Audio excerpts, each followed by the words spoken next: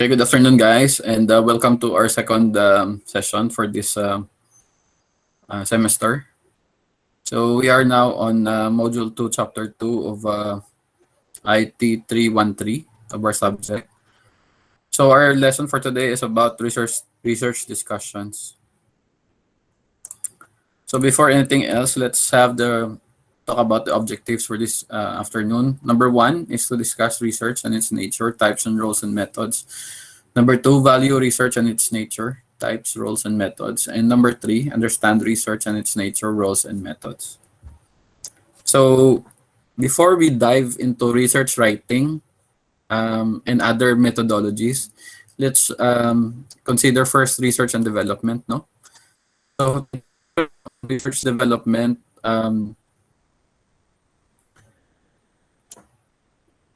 is the search for knowledge and skills for having new ideas and means of establishing gaps that may hinder economic and social progress. So this research for knowledge and skills is the one that enables policymakers determine the right kind of policy to formulate and implement for proper development and planning. So the main purpose of research is to inform action, gather evidence for theories, and contribute for the developing knowledge in the field of study. So this article discusses the significance of research and many reasons why it is important for everyone. Understanding that research is important might seem like a no-brainer, but many people avoid it like a plague because it's very difficult to conduct research. No? Yet for those who like to learn, whether they are members of research institutions or not, conducting research is not just important, but it's imperative. So there is no proper research development policy that will be in place in order for the policy to be implemented on our stakeholder. No, but since research is considered as a systematic process that enables the generation of desired results to given problems, it must inform us so that there's a use of appropriate policy for sustainable development. To achieve development, research cannot be done in isolation. So of those who are well informed about local setting, in addition to proper in having institutions placed to boost, implement physical capital, human capital, and technological knowledge. So that the technological knowledge will be advanced. Therefore, we need research to spearhead the development. So research in process is a synthetic that has yield to positive results, according to Thomas, 1998. So there are a lot of development for researchers during the past years. Now let's discuss about the roles of research and development. No? For the roles of research and development, first is to analyzing existing social and economic problems and conditions.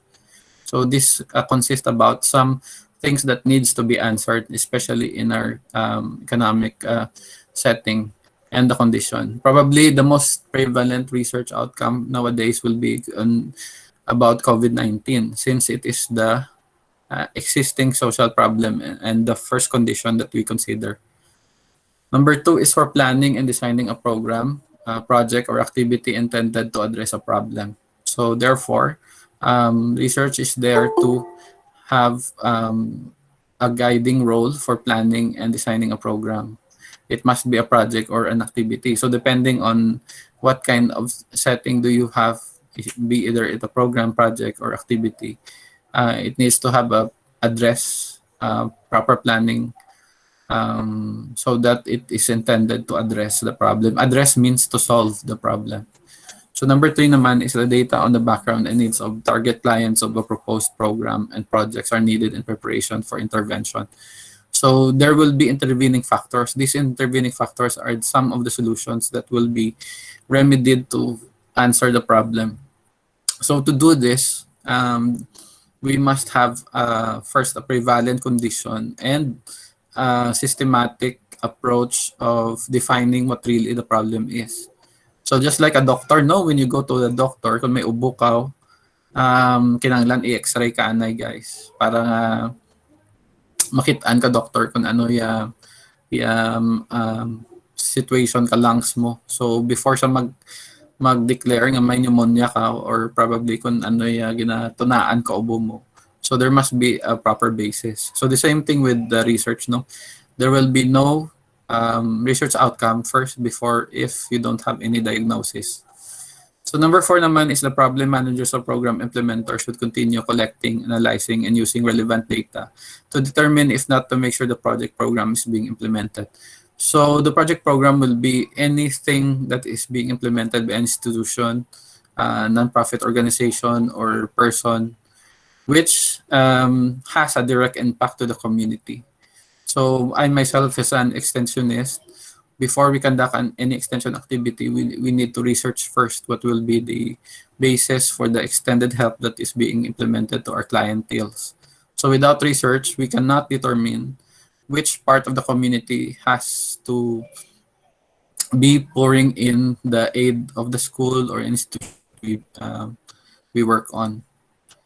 So number 5, project implementation should be closely monitored to check progress and quality of implementation. So there must be monitoring, the close monitoring of any implementation of any project to monitor or to check progress and the quality of the implementation. This is to make sure that quality intervention is being given into the people, and not only with the band-aid solution. Band-aid solution is the temporary lang. So just like, for example, if we experience natural calamities and we receive relief aids, relief goods, so that is a band-aid solution. It means a temporary remedy to quench your thirst or your hunger. So, but the real solution to the problem should be you give a person something that he can manage to survive. Like, for example, give him a job or give him a thing, a capital for a small business. So just like that. And then there must be the research is slowly being put into place because you don't give aid to the person instantly, no, but you have to research what are his needs and the things that to be successful. Other than that, if you extended help without any prior knowledge of the things that occurring on the community, so there might be a chance that those things that you give to another person is not substantial. So meaning to say, hindi siya gakaangay. So kung kinahanglan niya tubig, insa nga pagkaon imong gintao. So hindi siya hindi ma-quench ana nga thirst ang ana kauhaw. So kung ginauhaw siya, tubig man itao mo, hindi nga pagkaon itao mo. Do something like that. So common sense lang, guys. Yeah, ano na. Then let's go to the uses of research as scientific process. For scientific process, you have to describe an existing solution or situation first. So before anything else, you describe the situation. This is called a situational analysis. So what is the current state of our surroundings right now? What is the current state of the transmission of COVID cases, something like that. So did you observe that some of the people in your community are becoming sick or probably nagaubo or nagano? So ang solusyon, pang face mask gid kamo kag pang hindi kamo mag-uanay sa balay nyo. So something like that. Then you have to describe the population. No? So how do you compare population? You group them according to people, to objects, or institution. So like, for example, you are grouped, for example, you are third year, BSIT 3, you are grouped into 3A or 3B. So that is describing a population. Meaning to say, those who belong on 3A are these people, and these people belongs to 3B. So something like that. Or maybe ginbutangan ka mo ngaran, no, mga Pascal or ano. So those are to identify the persons or group them according to their section. So that is describing a population. Number 3 is compared to conditions or group of population. So this one is very much what's this kind of the things that we did last time sa quantitative research, no. So we compare two groups or conditions of population. We use statistical tools or methods. So this is how to compare two conditions or groups of population. Number 4 is uses of research as scientific process. Scientific process is just determining or using the scientific method. So this scientific method is a step-by-step process, and it is logical and it is fair. So before you make any decisions, first you have to research, and I know.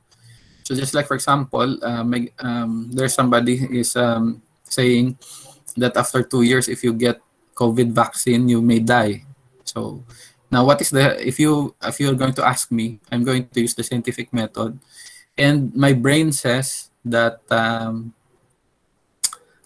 is there any proof nga after you have vaccinated for 3 years, mapatay ikaw, so something like that. So before you decide on something else, you have to read and you have to research. And if there's no basis ang ginahambal, so it means it's not true or this is a fake news, no?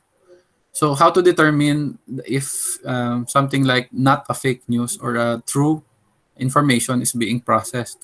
So therefore, you have to use scientific method. So you have to not only use deduction, but also you see to it that there's a proof. So in scientific community, ang proof gid ang ginapamatud-an. So just like example, nakakita ko aswang kagabi. So di nang proof mo nga nakakita ka aswang, gin picturean mo siya, gin ano mo siya, gin videohan or gin picturean or gin ano. So base tika lang da nga nakakita ka aswang. So it's not you have to discern first the information before you conclude. So there must be a proper research for that, no? Then determine existence, degree, or nature of relationship between two or more factors. So this one is statistical method also.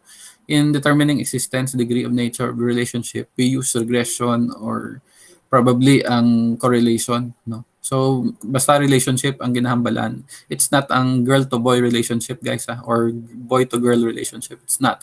We refer this ang trend within sa population nga nabutang um, sa chart or naobserbaran sa pinaka data nga gin record mo for a certain period of time. Like for example, in 1 month, you will see the COVID cases rise from 14,000 to 20,000 per day. So something like that. So then ginabuol, nakita nyo sa news. Pero ang news may naga-flash nga mga data nga halin sa RITM. So kung RITM ang source, reliable siya kay RITM is the leading diagnosis center for COVID, no, in the Philippines. So that is determining the degree of relationship between two or more factors. So we refer these factors as variables, and nagligad sa subject na to, ano kita ka sa quantitative methods, qualitative methods, no. So number 6 naman is evaluate, add, or compare effectiveness of intervention, treatment, or exposure. This one is a very much what's this kind of, in a simple term, masabad ang evaluation kay ang mo di pinakabudlay sa research bala, gina-compare mo ang results. Why do you need to compare results? Because you need to know what is really the factual information that you need to understand. So like for example, how did persons acquire COVID? So there must be a something insa nga nag-spread ng COVID. Number 1, siguro not wearing of mask. Number 2 is not using alcohol to disinfect their hands whenever they touch metal objects, no? Or probably they caught COVID sa mga public transport na. So those are the things that you need to study and determine. In our case, since we are BSIT, si Sir na puro COVID. Ang related man tagyapon, guys, kay ang IT before mag-ano sanda ka process ka information, gina-process day ginagamitan ka mga statistical tool kag mga IT students kamaan makada ano di ba natuluan mas kamo ka SPSS kag iban pa nga tools nga ginagamit para mag-ano ka statistics. So therefore maano ninyo, guys, ma-foresee kung ano ang results na. So not only in COVID, so other things that needs is perceptual. Yeah, if that is perceptual, it's not factual. Pero you have to compare some interventions or treatment or exposure to variables, to various things, to mga kalain-lain nga gakatabo or mga variable. So dapat naka-evaluate gid ka mo ka data. And then the 7th one after the evaluation is the prediction.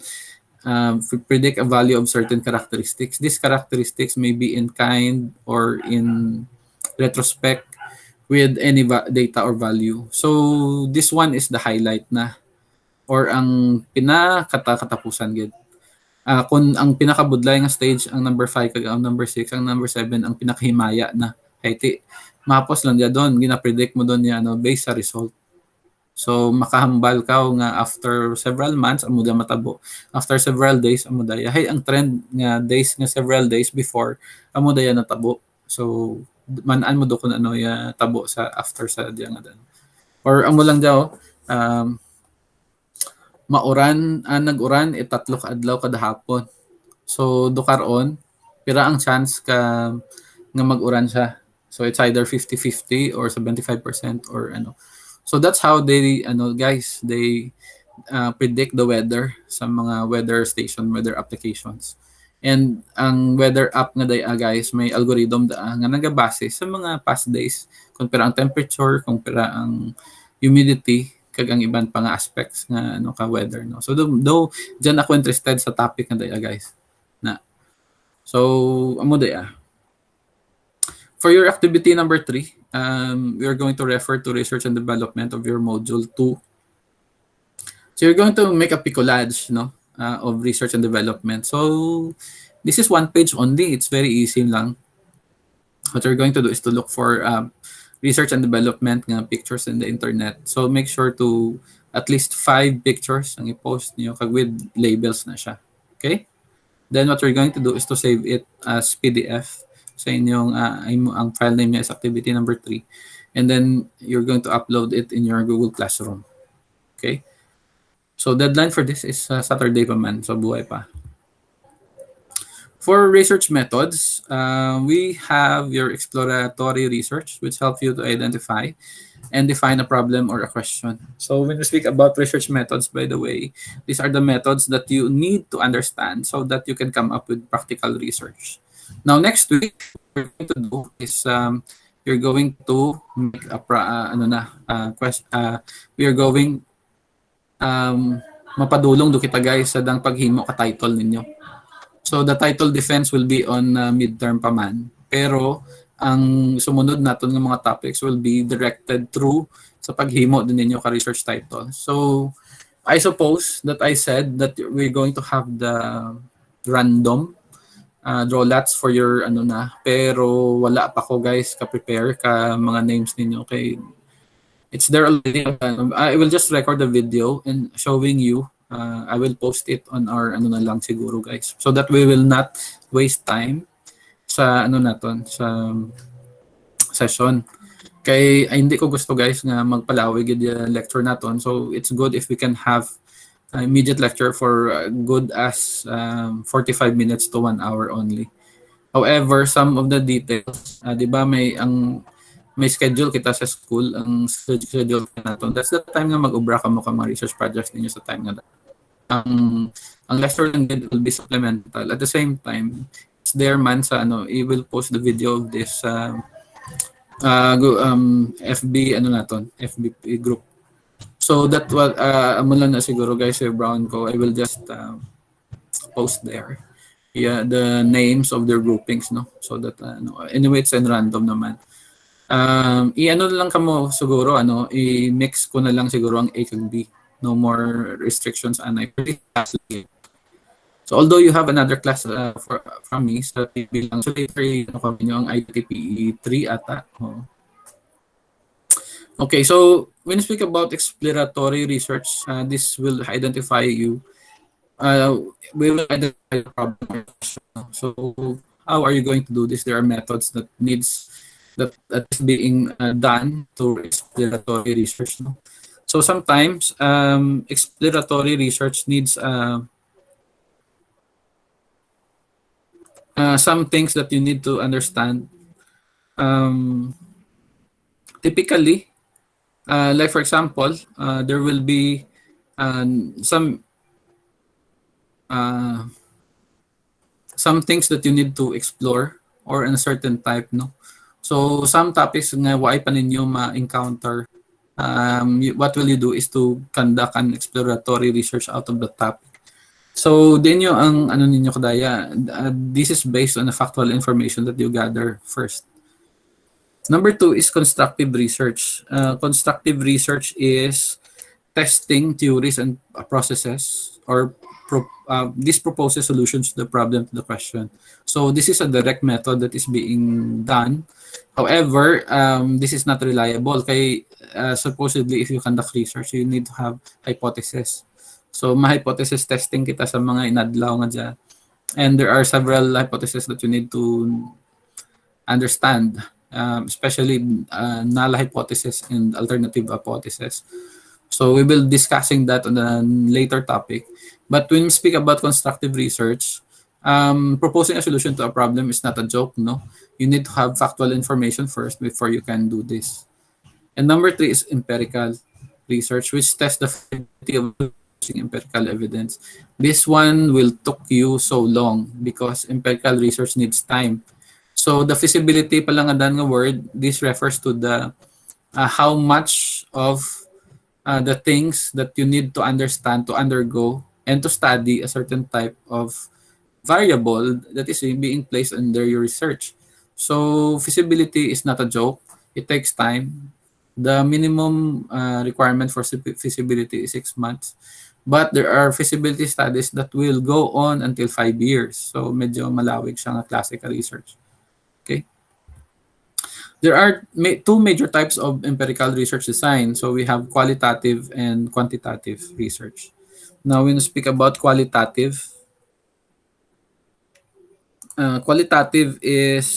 qualitative research involves understanding human behavior and the reason that governs such behavior by asking broad questions, collecting data in forms of words, images, and video. So this is analyzed and searched for themes. So this type of research aims to investigate a question without attempting to quantify, measure variables, or look to potential relationship between variables. So this is not palagpatisom, no, or why kaga palagpat sa qualitative research, pero ang used as a method for exploratory research and a basis for later quantitative research hypothesis. So ginaano mo siya, ang gina-quantify mo, ang hindi mo ma-govern lang sa mga statistics lang. So there are kind of may research abing hindi niyo makita sa mga numero lang. Kalabanan abi ka rin kadang mga qualitative research medyo dalming sanda guys. Kag it needs analysis gid. So may ginatamdan kang standard dapat kadaya kag ginabasihan mo ang data nga mabutang mo sa direct experiences ka tao. For quantitative research naman, ang quantitative methods nato na subject karang nagligad. Gagamit kita ka numero kag statistics. So this involves quantitative research, systematic empirical investigation of qualitative properties and phenomena and their relationships.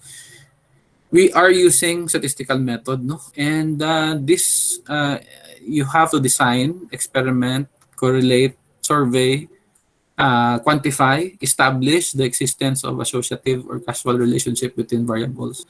So quantitative research is linked with the philosophical and theoretical stance of positivism. So the quantitative data collection method rely on random sampling and structured data collection instrument. Mag-random sample ka. So this method produce results can be summarized, compared, and generalized. So more or less, mas mas mapatihan. Haiti may data kagid mo na. So hindi ka magambal nga haruman wara.covid. Haiti makita mo sa balita ag sa dang information nanda nga kada gabi every 23,000 Filipinos nagka-COVID sa adlaw lang adaya. So it's factual information, medyo mapatihan siya. Iti unless nga nagapalag ano ka lang, doon nagahaom-haom kung perabala. May COVID gid man na ti pamangkot ano yung status sa COVID ano naton. So something like mas mayata na nga may mga figures. At least ma-express ninyo ang quantifiable ang data kag makita ninyo it tadlong gid na. For your activity number 4, you're going to contrast and compare again, but this time on empirical research method. So in your own words, you're going to compare qualitative from quantitative research. So at least provide at least mga 5 sentences and 2 paragraphs, 2 to 3 paragraphs. And then save as new as PDF and upload it sa Google Classroom. Don't forget the file name is activity number 4. Okay? So for our code of the day, the question is, what is the time that we finish the second session? So karon nyo pa da masabat guys, ang pamangkot nga daya. So later on, after we discuss, after karon borbay bala, itao ko kaninyo kung anong oras kita matapos. Okay? So ad astra per sapientia, and it means to the stars through knowledge. Okay? Your code of the day will be started tomorrow at 7 a.m. until 7 p.m. until 10 p.m. sa gabi. Okay, after ka second session naton, kadang session sa panggabi. So thank you very much guys, and I hope that you learned something on our lesson for today. I'm very glad because we are already there is already 12 of you attending our session right now. So thank you so much guys for attending our session for this afternoon. Although sa afternoon siya, pero AM yung ginbutang ko, kahit ang duway session na pang-aga or pang-gabi. So kung hindi ka attend ang iba ng classmate ni gusto da gabi, much okay man. Pero kamo nga kung kisa sa umabala, you have to travel from one place to another just to have a class. So it's better that we had a class uli pa man kamo temprano sa panimalayan ninyo. Don't forget to see the module it's there so that's from on. And we have a quiz on Friday. And then items guys ang quiz ninyo. Yeah, the same notebook. Call of the day sa tomorrow evening sa gabi. So regarding our topic nga research methods, dyan pa lang kita asta guys. Next meeting ang discuss natin is kung paano kita magpadulong doon sa research question. So take note nyo gid ang sa next week kay because mo do daya prilog kadang inyo nga title nga himuon. So as I've said, I don't know if you're excited with your groupings, no? Pero i-random ko lang siya karon. Yes, Pearl? About wala sir sa groupings, but sir na may groupings at kami kay message that sir kung pwede amo dato da add groupings sir pabor dumakuno sa tanan. Ti lain mato tanang kay Ma'am Sage ninyo. Ano to yung kay Sage tanaha kay Ma'am nyo Sage nga subject? Mobile dev sir. Asa ITPE da, no? Oo. Igaring, guys, ang mobile, hindi, lain ng mobile dev sa applications development. Lain siya. Iba ang mobile dev sa applications development. But anyway, ay hindi guro amo dato guro nga grouping guys kay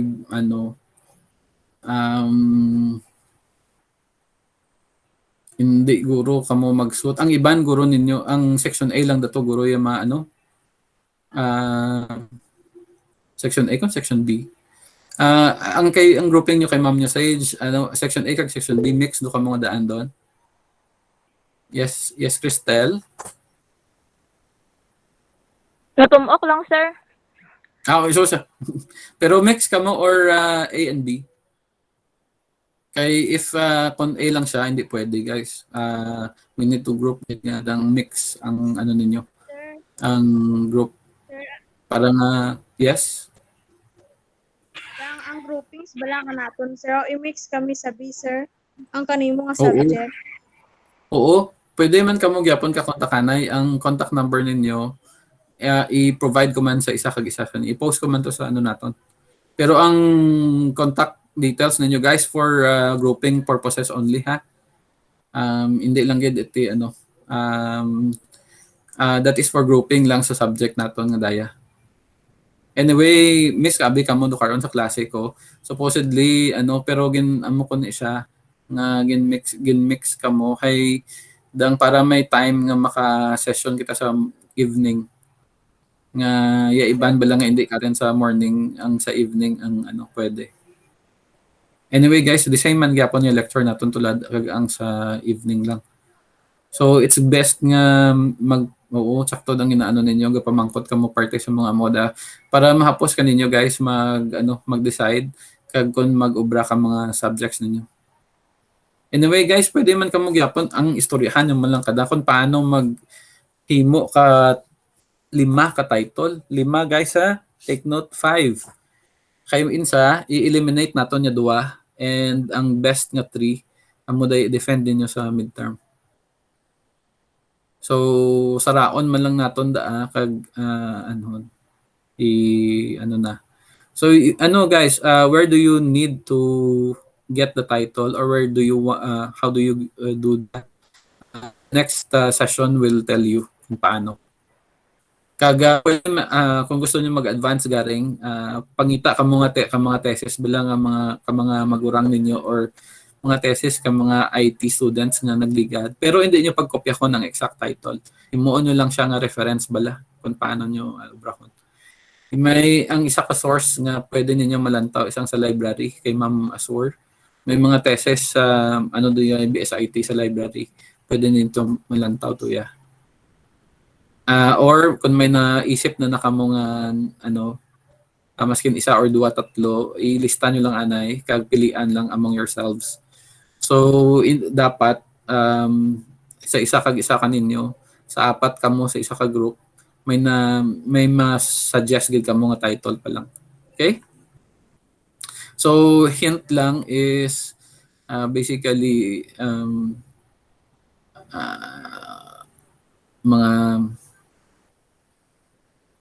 mga library system do ka common na siya. Mga electronics or hindi lang man dang mga survey kag guys bukod aton nga classical research is technological and developmental. So diyan kita nabil. So applied research man dagyapon. So okay lang. At least ang applied research is quantifiable. Sir, Yes. dang sir, hindi kami mabudlayan kada sir. Hay, dang yan andan nga daan namo sir nga imawon bala namon. Sir ya classmate la namon ha. Tapos sir pati nga daan si Ma'am Ann nagareklamo sir sa section B nga mabudlay. Budlay sa pangitaon. Ti natipon ko man sanda gani sa ITPE nga subject namon, ITPE 3. Sir, dang lain kita na sir kung dang daw kwan bala kamo sir kay lahay kita na hay kun yabi bala sir do hindi gawa kami tit dang close bala gawa sir don mahuya ka man kanang daw muno kung ano bala sir yakin ang lano kung ano Oo. Naintindihan ko. Sige ti garing ya problema kada kun mapangako nyo kanakon nga wara it may mabilin nga white grupo. Pwede gid. Ang namin ko kada wara it may mabilin bala nga wara tanat grupo nga gasala-sala bala.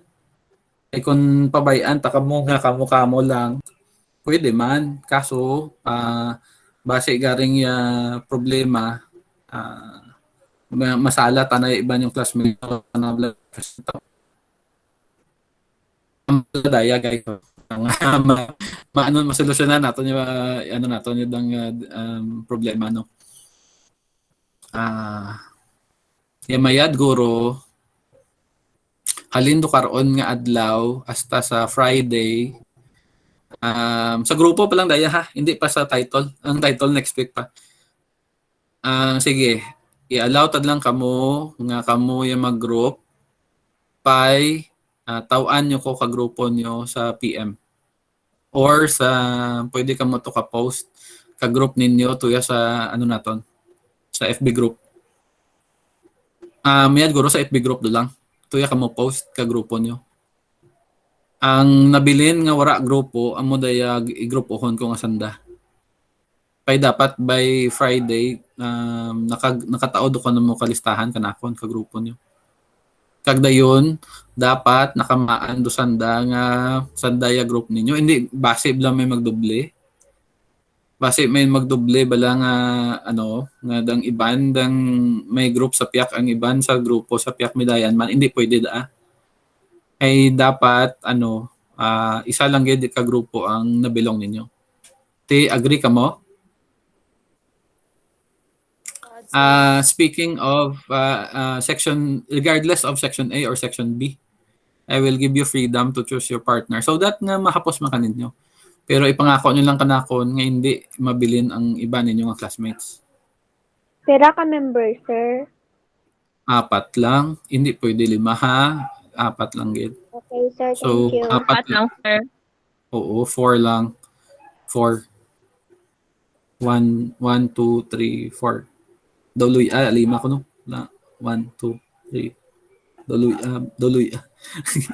Okay, so 4 sa grupo lang. Hindi pwede 5 or ano. Sometimes kung may mabilin, 3 lang. Pero hindi ba dapat magsubra sa 4? Then assign ka mo ka group leader ninyo. Okay?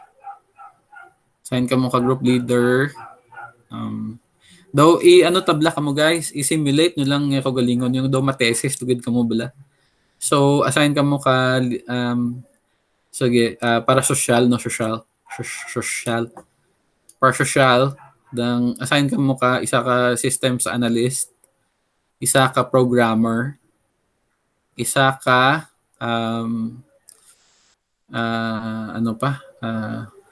isa ka researcher, kag isa ka secretary na. Okay? Na gets nyo? Systems analyst, isa ka programmer, tapos dayon pangaranin nyo yung group ninyo. Ha? Pangaran ka group nyo. Example, team Bolog na. Team Bolog. Or kaya hindi mga joke nga guys, hindi nang formal mauya kita sa sa dang judges nga invite naton mag sa panel ninyo. Mag bla kasi mauya kita bla. Hindi karadlawan nga team ha yang ngaran. Dang man ng medyo acceptable. Hindi man formal gid pero acceptable lang bala sa naton. Okay guys. Again, systems analyst, programmer, researcher, kag secretary. So i-assign niyo guys ha sa isa ka mo para may role ka mo sa group. Ang aton lang dito nga sa dang subject lang nga daya. Hindi ang sa iba yung subject or hindi ang sa caption next year. Bukon ang sa dia lang sa subject lang. So some more inquiry. Okay, it's good na duro ka mo nag-attend para ma-disseminate naton lagi yung ginaistoryahan naton kag Actually, I've called some of your classmates kay nang aga. Pangtawagan ko sanda, hey, some of them are not logged in in our Google Classroom ay pasanda ka sulod. So hindi sanda ka access ka module ninyo kag ang ibang activity bala. So, okay. Para for your convenience at the same time, you can work hand in hand. And pwede ka mo kakitanay anytime or pwede tinyo ka video call anytime para ka dang ginaobra naton. I will give you freedom pero starting today, you can pwede do ka mo ka-post to sa FB group. Ay insa para nga ma-record ko doon kung sino yung mga groupings ninyo.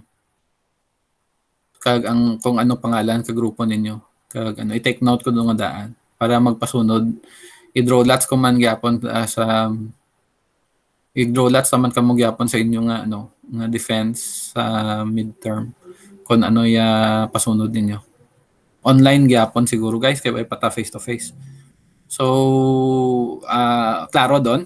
Naton? Or do you have something to say pa? Regardless kung ang sa activity naton sa future or ang activity lesson naton for today. Actually, ang lesson for today medyo paaman do lang Ang ginahandaan ginato ang sa midterm naton ngandang gid. So, I hope nga this is a step-by-step process actually. Every week gina step 1, step 2 taka mo para hindi ka mo magulpihan ka ninyo. So ang mga guide ninyo, paras ba daw stepping stone nyo bla? Ang guide ninyo, ang mga lessons naton for every week. Amo daya guide ninyo ang lesson naton every week. So diyan nyo tamdan kung ano yung mga methods or ano yung kinanglan ninyo magka-formulate ka research title for the meantime. Sige. Any questions so far? Or any comments? Nalipay do kamo nga kamo maggrupo-grupo do lang ka self ninyo. Kag ano para madali ka ninyo mag ano guys. Nami gid man kun kilala ninyo yung grupo nyo Ang tabangan nyo lang garing tabangan naton ang iba nyo mga classmate nga wala at group. Amo daya pang group naton pag kag ano. So the deadline will be on Friday. Hindi nyo doon pagpalabot Friday guys. Para maskin karon sa gabi pwede. You can post there. Kamo lang ma-post. Allow ta kamo mag-post, di ba? You can post there sa ano ninyo sa FB group naton. Para nga maano ninyo, maka-group na kita. Okay, so thank you so much for attending our class for this afternoon, guys. I hope that you will be guided no according to our ano. So it's good nga suggestion Manda. I consider it because you ask for it. Pero sige, tabangan lang nato yung group no. So maybe ano, i-check ko man dagyapon by Friday. So thank you very much for attending our class. Thank you so much. If there is no more question, anong oras ang ano to? Oo. Ang oras naton is 2:40. Alas 2:40 kita nag-end. Okay, copy. Very good. So thank you guys. I stop ko ng recording. Okay. Joyce ano may pamangkot ikaw, Joyce? Yes, sir. May good afternoon, sir. May dang pamangkot lako daad. May dang list ka, sir. Kundang pira bala kami tanan sa dang section namon. Hay basi bala kuntag 4-4 basi bala may group nga 5 tanda. May dang basi may group nga tag 3 hay daw odd numbers bala kami, sir. Basi hindi magpararatas si ano. Mapatas man da isa man lang daguro ka group hindi. Okay, sir. Inform ka lang naman, sir, sige. kung sino sir yung masobra. Mamanan ko man nagyapon kung sino yung kay may listahan ako, Joyce. Oo. Ipakita sir, ko kaninyo. Yeah. Okay, Joyce. Nagbag-o time naton, guys. Dali lang, hindi anay ka mo magwa. Dali lang naman ko si Joyce na dali lang nagbag-o. I-share ko lang kaninyo yung listahan para nga klaro. So, let me share lang sa screen. Okay. May list ako di ka students sa loading. Okay. List of loading. ITPE 313. Okay, this one. 60 ka mo kabilog. So, I think 60 divided by 4. 60 divided by 4 is how much? 1, 2. I think wait, waki, no? Sorry, medyo turog yung auto ko do karo, no? 60 divided by 4 is equivalent to 15 groups. Why get it waki, guys? So, siguro may dyan kaninyo nga ma-impon gid sa B kay hindi man kamo tanan-tanan puro A or puro B lang gid. Si Pono una malang daya ka recruit ka members Ti kamo lang bala ta na mag ano. So dyan yung mga pangalan yung kag contact number. So, okay, so supposedly itao ko dyan kanina. Pero since nga nag-insist ka mo ka mga listahan, okay lang 15 groups kita. Kamo lang guys yung group kakagalingon ninyo. Okay? Ang the rest ay group lang naton senda. So I think Joyce White Waki, no? Why Waki kay 60 persons tapos divided by ano. So ang naglain ang time naton is 2:43. Okay. So thank you guys for attending our class. Diado kita ma-end 2:43. Salamat gid.